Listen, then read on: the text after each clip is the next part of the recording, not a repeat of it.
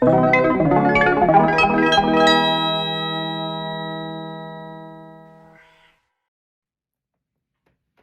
what up? JoJo Lean of Molly Media Group. Welcome to Molly's Media Corner, where we will review movies and do physical media videos. This will be our first movie review. And we're starting with one of my favorite movies of all time, The Mask, starring Jim Carrey, released in 1994. This movie, I love this movie. It has always been in my top 5. Who knows what my other top 5 are? Back to the Future, RoboCop, a few others.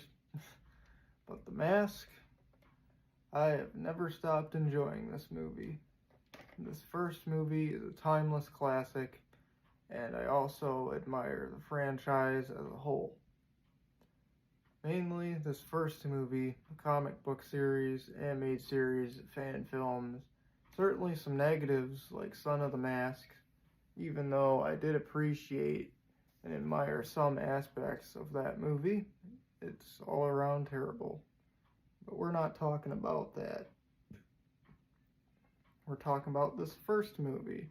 So without further ado, what does this movie mean to me?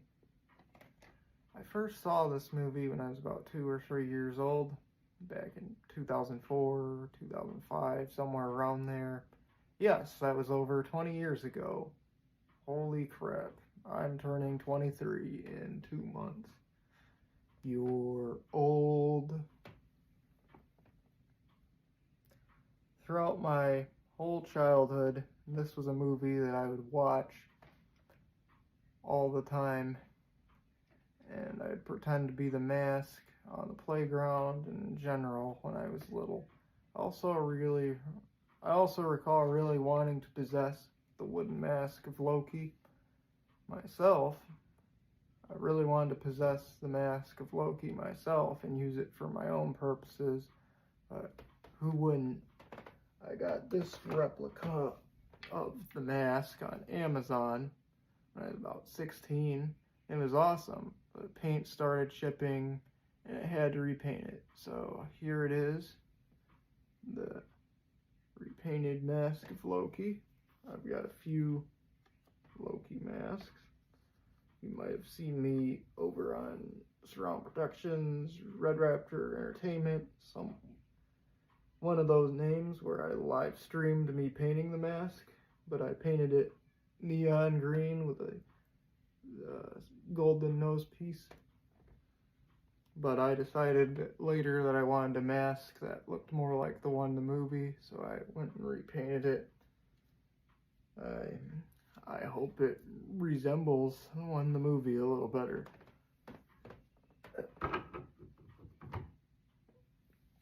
But anyway, the plot of this movie. Well, the movie is about Stanley Ipkiss, played by Jim Carrey. Stanley is a kind-hearted but unlucky bank clerk who is constantly overlooked and pushed around by the world. One night, after being rejected at the Coco Bongo Club, he discovers a mysterious wooden mask in the harbor, and he puts it on and transforms into a wild, green-faced trickster with reality-bending cartoon powers and no inhibitions. As the Mask, Stanley becomes confident, fearless, and dangerously impulsive, using his new abilities to get revenge, embarrass criminals, pursue Tina, Cameron Diaz's film debut. Very good start to her career, but his chaotic antics attract police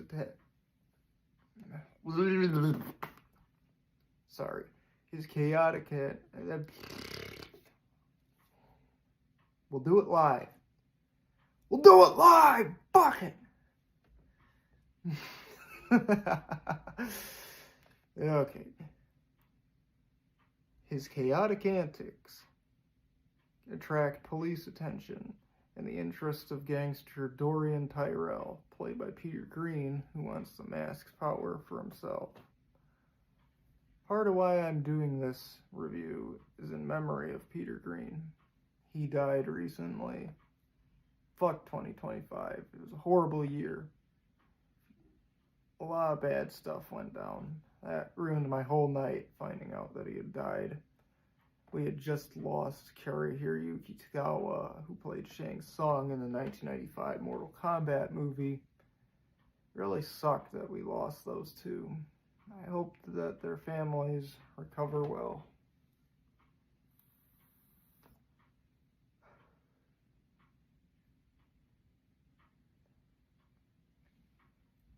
So, Stan Lee struggles with the darker side of the mask, realizing that it amplifies his suppressed desires and anger, and it could turn him into something monstrous if he lost control. When Dorian steals the mask and becomes an even more violent version of its power, Stan Lee must confront him to save Tina and stop the destruction. And at the end of the movie, Stan Lee rejects the mask and throws it in the lake, in the river, whatever, choosing to remain himself rather than rely on its corrupting power, and begins a genuine relationship with Tina, free to grow without hiding behind a supernatural alter ego. Now, what most people don't know is that The Mask is based on a comic book by Dark Horse Comics, who also made Hellboy. The Mask was gory as hell, violent as shit, and scary as fuck. It revolves around multiple people wearing the mask and usually going on killing sprees. They got more lighter in tone as they went on and tried to be more like the movie. Stanley Ipkiss is a completely different character in the comic book. Like, in the comic book, he's this asshole who hates everybody, and he buys the mask because it's a completely different mask from the one seen in the movie, and he puts it on and he goes on a killing spree. He starts off with specific people, and then it just evolves into random people in the street, just innocent civilians. And within the first couple of issues, he dies. His girlfriend Kathy blows his brains out, and then she puts the mask on. But anyway, the movie was originally supposed to be more like the comic book, but Jim Carrey made it into his own thing, and it worked out. Jim Carrey as Stanley Ipkiss / The Mask completely sells the movie. He's not just funny, he's genuinely relatable. Stanley is awkward, kind-hearted, and easy to root for, which makes the contrast with his chaotic alter ego even more entertaining. You understand him without the mask, and you really enjoy watching him while he's wearing it. The balance is what makes the character work so well. Carrey used a lot of his personal life as inspiration for the character. The character was completely different in the comic book, like I said already. He based Stanley on a lot of his father, portraying him as someone who works his ass off and always gives their all, but never gets the credit they deserve. In addition, the yellow suit the Mask wears at the Coco Bongo Club, the one that's iconic with the character, is based on a yellow suit that Jim Carrey wore during stand-up, which his mom made for him. Stanley is a really good character in the movie, especially in part due to Jim Carrey. The supporting cast is also great. Cameron Diaz, as well as Tina Carlisle, and Peter Green also really sells the character of Dorian. I would have loved to see him come back in a sequel. Dorian, at surface level, is just your average 90s villain, but he's awesome. When he wants to be, or whenever he's needed to be, he's scary, he's intimidating. The other mobster characters, like Eddie, are also memorable. A really badass group of guys, in my opinion. One of my favorite arcs in the movie is when Dorian puts the mask on. So Peggy Brandt, the reporter, sells Stanley out to the mob for 50 grand, and they proceed to hang him over a printing press as Dorian puts the mask on. His transformation doesn't include the tornado, it instead consists of black clouds and thunder. The mask doesn't even wrap around his head or do anything crazy, he just becomes submerged in the smoke. Sure, he's nowhere as funny or charismatic as Stanley, but he poses a serious threat, and he really raises the stakes. His design is also pretty badass as the mask. I know the nostalgia critic said that he looked like Arnold Schwarzenegger, but whatever. Although I do wonder how it would have looked if he was bald, more comic accurate. The climax of the movie is very fun. Dorian breaks the door down and throws hands with the mob leader, Nico. They shoot him, and he just absorbs the bullets and spits them out of his mouth and kills him. Also, during the climax, the dog Milo gets involved and steals the mask for himself, showing that the mask also works on animals. I've always wondered what it'd be like if one of my pets found the mask. Let's see. Well, Mocha would have hospitalized me.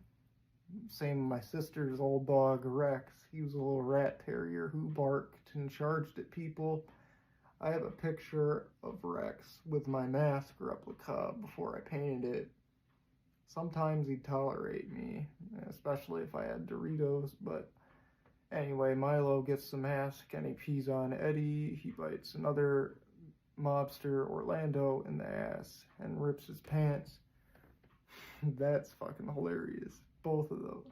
The whole scene with Milo is awesome. I will take a moment to talk about the special effects.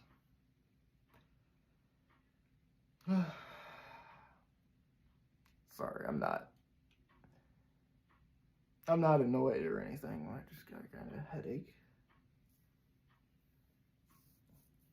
But I'm doing this video. Anyway, the special effects are also incredible for their time, especially the transformation scenes. They're hilarious, but there's also something unsettling about them. That first transformation in particular is borderline horrific and genuinely scary. I remember it freaking me out as a kid and genuinely feeling so bad for Milo during them.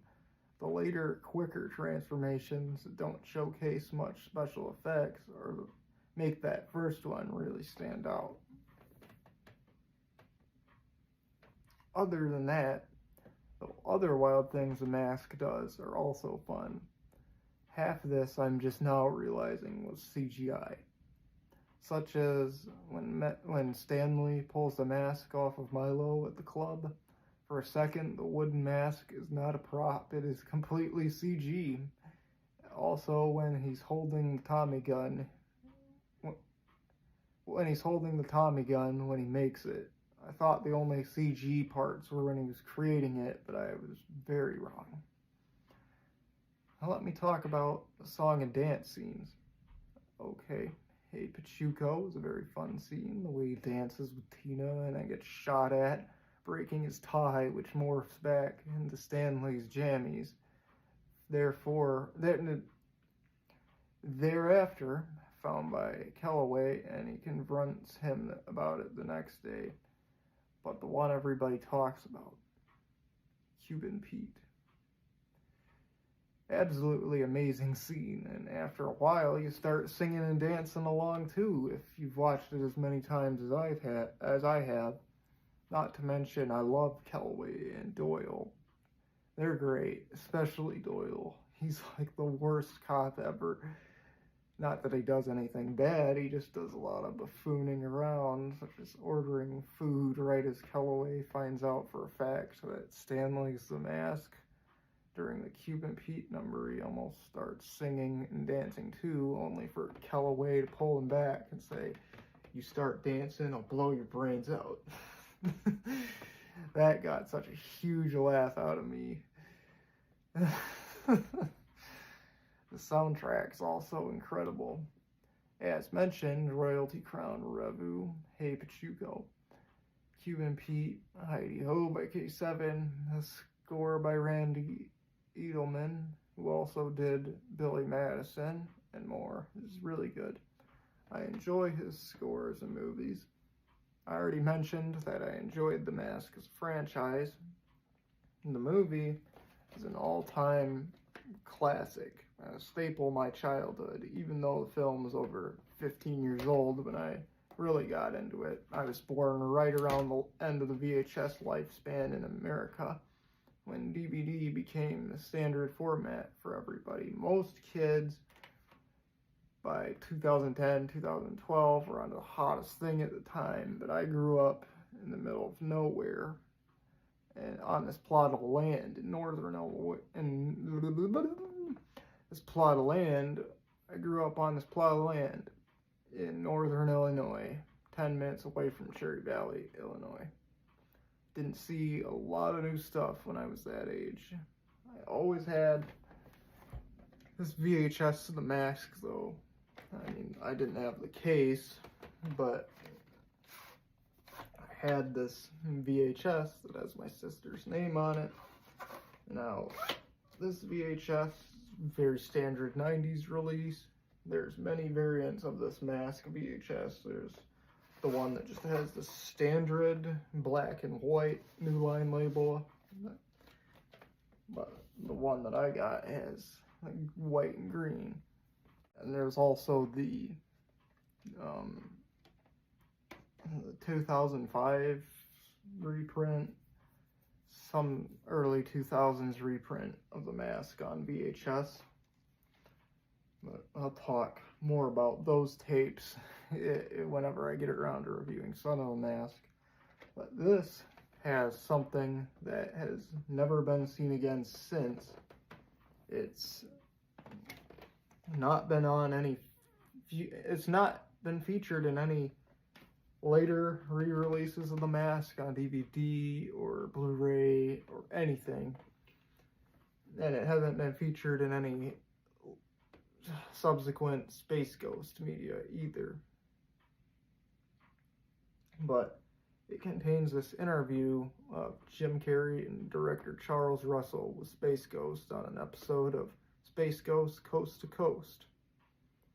And I loved the shit out of that. That was very entertaining. I love Space Ghost. I love Space Ghost Coast to Coast.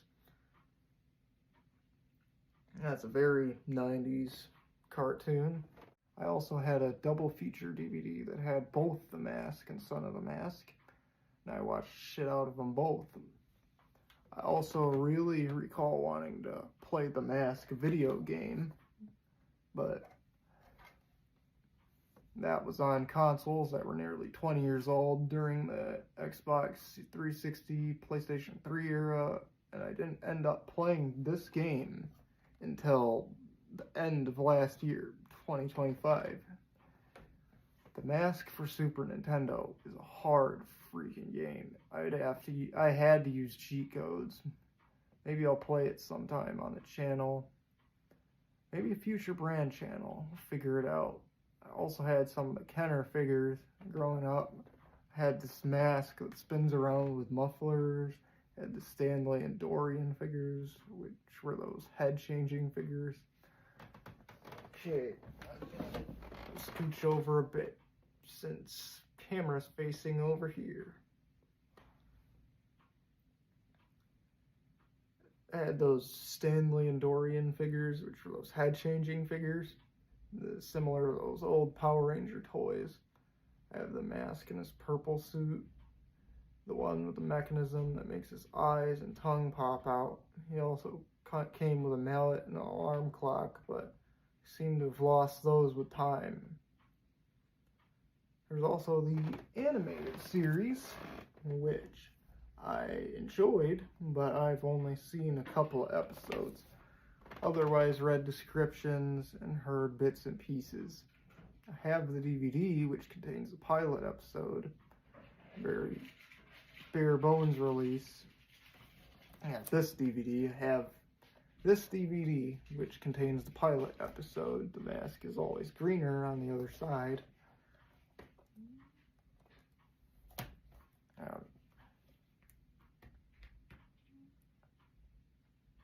Otherwise, I read descriptions or heard bits and pieces, and it's very bare bones release. It doesn't even include a menu.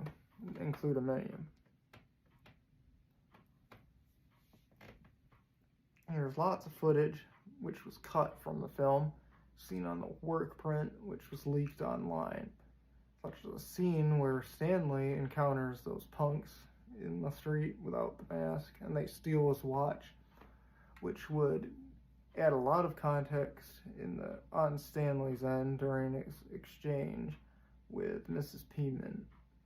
The work print I also really enjoyed. From what I saw, there are 2 officially released deleted scenes, which have been included on the DVD releases and the Blu-ray.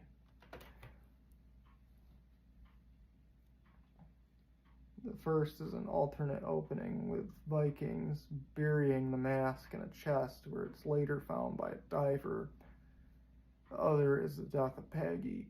Right after screwing Stanley, Dorian picks her up and throws her in a printing press, killing her, quote unquote, plastering her face all over page 1. There are many other scenes that should have been officially released as well. I'd love to see an extended cut or remaster of the work print. And there are also many Mask fan films, such as Return of the Mask and the 2017 movie, upon several others. I'd love to do one sometime. I really enjoyed Return of the Mask. But anyway, this is my first movie review, and I ain't got too much more to say. There will definitely be more mask-related videos. I will revisit Son of the Mask and such. The Mask 1994 is a great movie. This is a staplehood.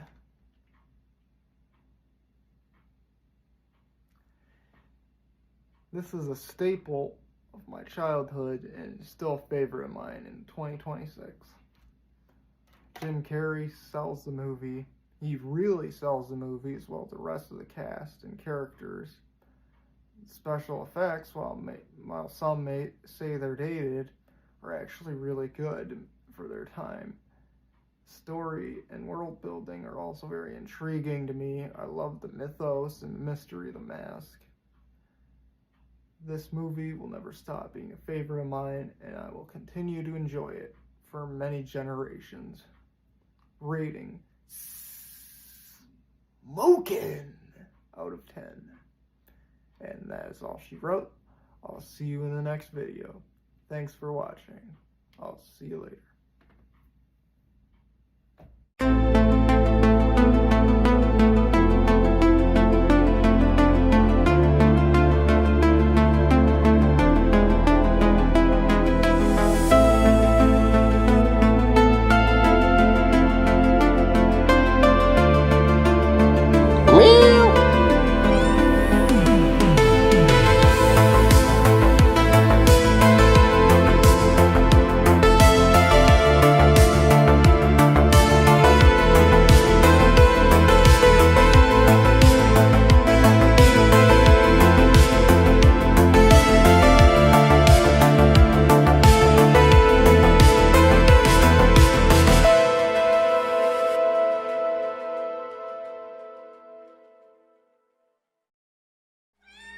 Mm-hmm.